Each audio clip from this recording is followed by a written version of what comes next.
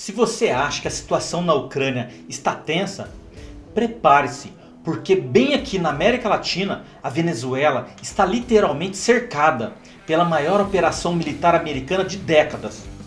E nos últimos 5 dias, a coisa escalou de uma forma assustadora. Porta-aviões nuclear, submarinos de ataque, caças F-35, bombardeiros estratégicos, e Trump acabou de dar uma declaração explosiva.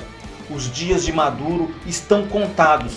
Mas será que isso significa guerra? Fiquem comigo até o final desse vídeo, porque vamos destrinchar tudo o que rolou desde o dia 31 de outubro até hoje, 4 de novembro. E eu garanto, é de arrepiar. Tudo começou numa quinta-feira, que vai entrar para a história. 31 de outubro de 2025. O Washington Post soltou uma bomba.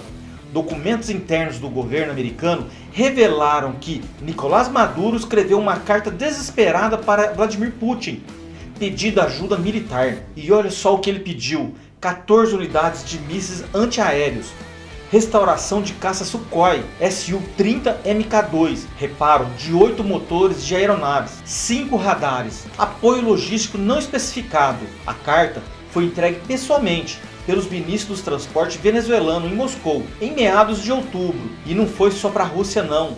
Maduro também pediu socorro para a China e Irã. Mas a bomba não parou por aí não. The Wall Street Journal, em Miami, Herald revelaram que o Pentágono já finalizou planos de ataque contra instalações militares venezuelanas ligadas ao cartel de Los Soles, uma rede criminosa infiltrada nas próprias forças armadas venezuelanas. E sabe o que Trump disse quando perguntaram para ele se ele ia atacar território venezuelano?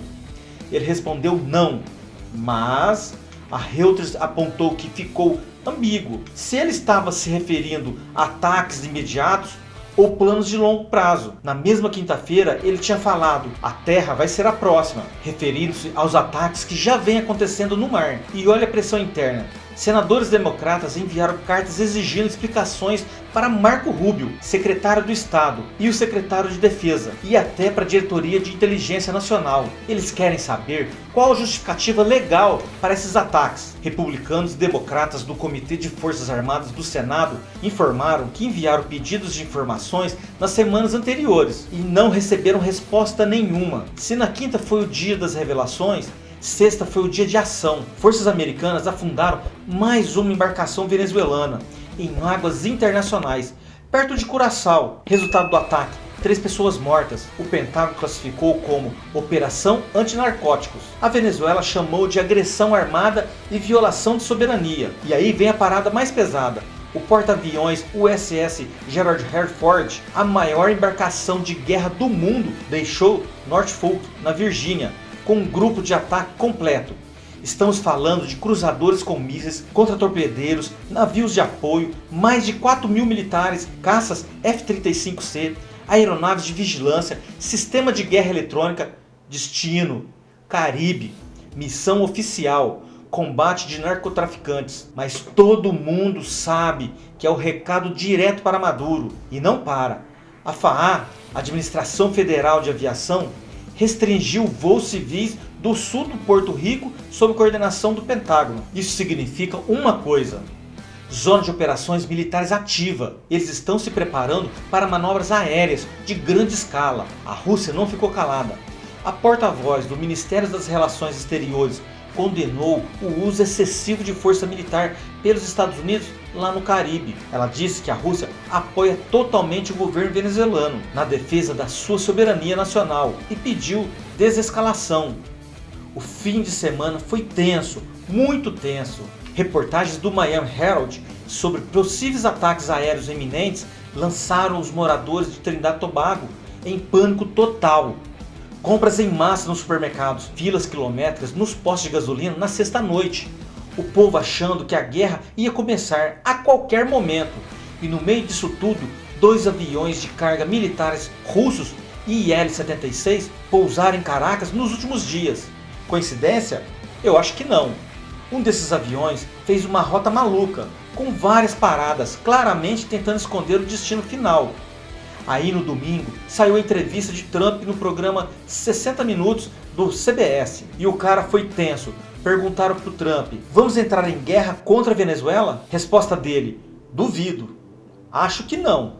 Mas eles têm nos tratado muito mal. Não só com drogas. Eles despejaram centenas de milhares de pessoas no nosso país que não queríamos. Gente de prisões, esvaziaram as prisões deles no nosso país. E quando perguntaram se os dias de Maduro como presidente estão contados, Trump respondeu: eu diria que sim.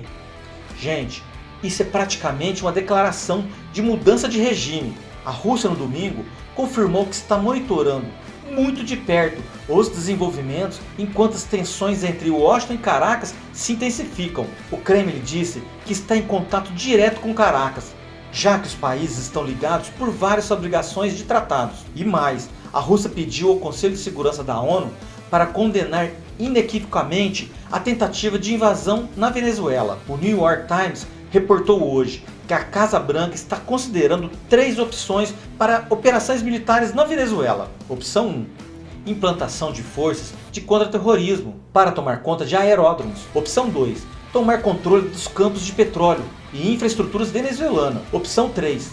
Não totalmente especificada, mas envolve ataques mais amplos. Gente, estamos falando de mudança de regime à força. Então, vamos fazer um resumo do poderio militar que os Estados Unidos têm agora lá no Caribe. 8 navios de guerra da Marinha, uma embarcação de operações especiais, um submarino de ataque nuclear, porta-aviões. Chegando essa semana com mais 3 navios. Grupo anfíbio com marines, contra-torpedeiro, com mísseis guiados, navios de guarda-costeiras na parte aérea. 10 caças F-35A reposicionados para Porto Rico, aviões de patrulha P-8 Poseidon, drones MK-9 Reaper, helicópteros MH-60, aeronaves AC-130J, canhoneiras, aeronaves AC-130J, canhoneiras, bombardeiros B-52 e B-1 Lancer fazendo voos próximos ao espaço aéreo venezuelano, tropas. Mais de 4 mil militares no porta-aviões Ford, cerca de 10 mil tropas enviadas para o Porto Rico, 22ª Unidade Expedicionária de Fuzileiros Navais a bordo do navio Anfíbios. Isso, meus amigos, é mais tropas e equipamentos do que na invasão do Panamá em 1989. É a maior mobilização naval americana na América Latina em décadas. E dentro da Venezuela, o Washington Post reportou hoje que o governo venezuelano está urgindo civis a se prepararem para o pior. Mas sabe o que é chocante? Venezuelanos comuns dizem que têm preocupações muito mais urgentes, como o jantar. A situação econômica continua catastrófica. A inflação deve se aproximar a 270 até o fim de 2025. Mais de 20 milhões de venezuelanos vivem em pobreza multidimensional. Mais de 14 milhões enfrentam necessidades humanitárias graves. Medicamentos essenciais estão indisponíveis em 28% das farmácias. Os que estão disponíveis são inacessíveis para muitos. Uma cabeleireira de Caracas, que preferiu anonimato por medo de perseguição, disse que fechou seu salão porque os clientes não têm dinheiro.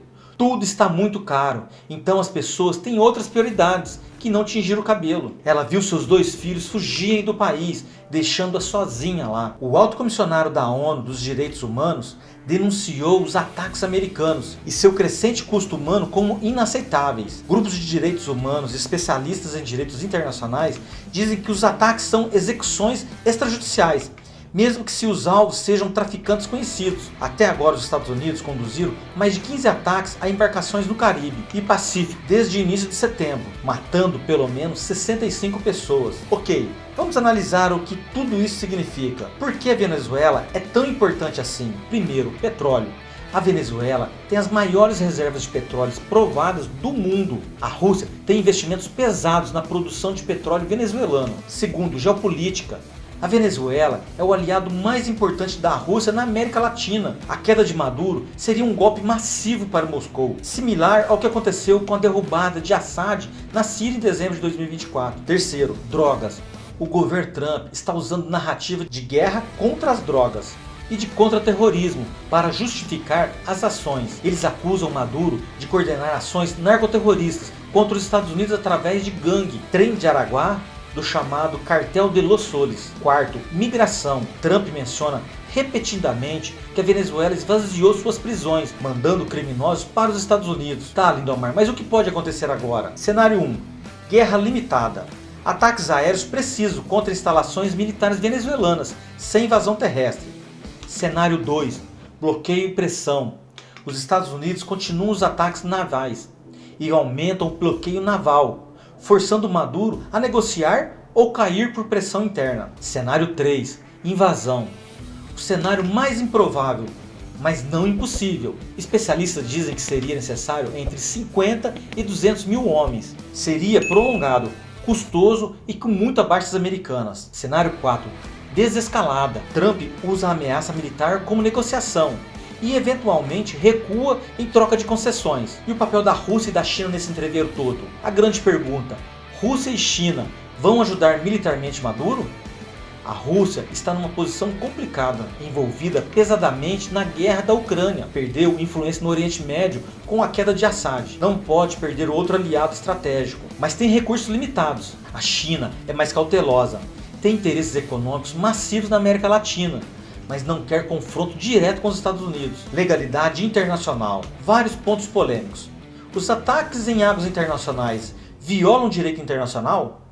Os Estados Unidos precisam de aprovação do Congresso para atos de guerra? As mortes nos ataques navais são execuções extrajudiciais? O uso da narrativa antidrogas é apenas pretexto para a mudança de regime? Especialistas estão divididos, mas muitos dizem que os Estados Unidos estão em terreno legal, questionável. Então, pessoal, o que vem por aí? Vamos imaginar nos próximos 7 dias. O USS Gerald R. Ford deve chegar ao Caribe. Possíveis novos ataques navais. Resposta da Rússia pode incluir envio de equipamento militar. Maduro pode intensificar repressão interna, mais pressão do Congresso americano por transparência. Sinais a observar que indicariam ataque iminente. Evacuação de americanos da Venezuela, fechamento de embaixadas, aumento súbito de voos de drones de reconhecimento, movimentação de bombardeiros B-52 e B-1. Trump fazer um discurso formal sobre a Venezuela. Sinais de desescalada. Maduro fazer concessões. Rússia intermediar negociações. Trump começar a suavizar retórica, retirada gradual de forças navais. Gente, essa é possivelmente a maior crise geopolítica da América Latina em anos. E está acontecendo bem na nossa porta. Estamos falando de uma possível guerra na América do Sul, com 2 blocos geopolíticos globais envolvidos. Estados Unidos versus Rússia e China, bem aqui no nosso continente. O povo venezuelano está no meio dessa jogada de xadrez geopolítico, sofrendo com a economia destruída, repressão política e agora com a ameaça de bombardeios. Nós aqui do Prosa Solta News vamos continuar monitorando toda essa situação minuto a minuto, porque uma coisa é certa, isso não vai ficar só assim. Trump disse que os dias de Maduro estão contados. Maduro pediu socorro para Putin. Porta-aviões americanos estão cercando a Venezuela e o mundo está segurando a respiração. A pergunta que ninguém sabe responder ainda é: vai ter guerra? Deixe nos comentários o que você acha que vai acontecer. E se inscreve no canal, ativa o sininho, porque quando a próxima bomba explodir, você vai querer estar ligado aqui. Um forte abraço e até o próximo vídeo. Fui!